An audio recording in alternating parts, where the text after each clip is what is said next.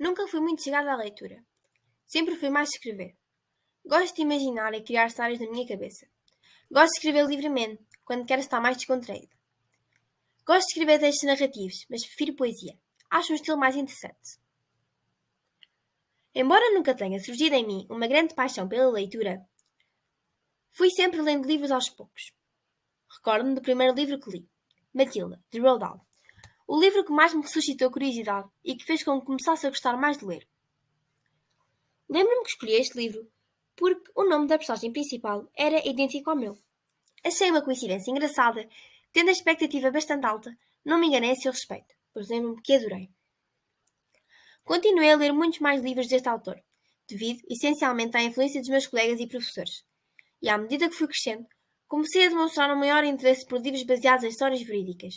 Romances, sobretudo, livros adaptados de filmes, pois gosto de obter mais pormenores acerca de certas ações. Também fui lendo bastantes livros de ação, que sempre despertaram um grande interesse em mim.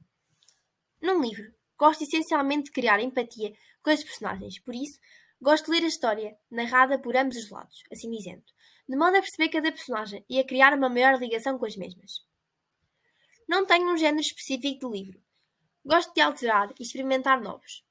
Muitas das vezes recebo recomendações da minha mãe, que admira ler. Não costumo ter muitas horas vagas, por isso normalmente leio um pouco antes de dormir. Quando o professor nos pediu para escolher um livro, de acordo com as suas recomendações, não tinha ideia do que haveria de escolher. Ao princípio, pensei num livro que me pareceu interessante, mas acabei por não o utilizar, pois o professor disse que seria um livro difícil.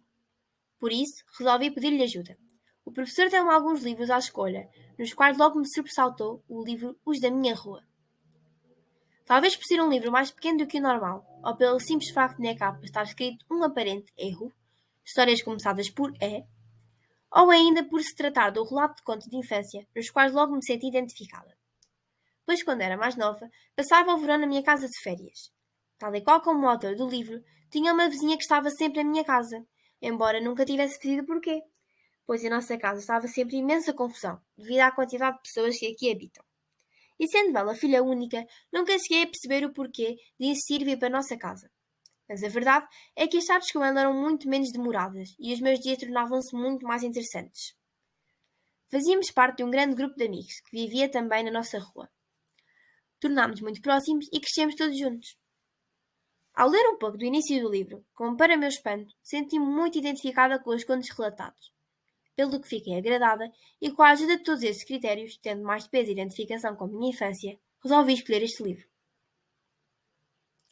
Como também gosto muito de ler livros que contêm várias histórias, pois acho que a leitura se torna muito mais interessante, uma vez que ao virar a página a história muda drasticamente, esta escolha tornou-se mais óbvia.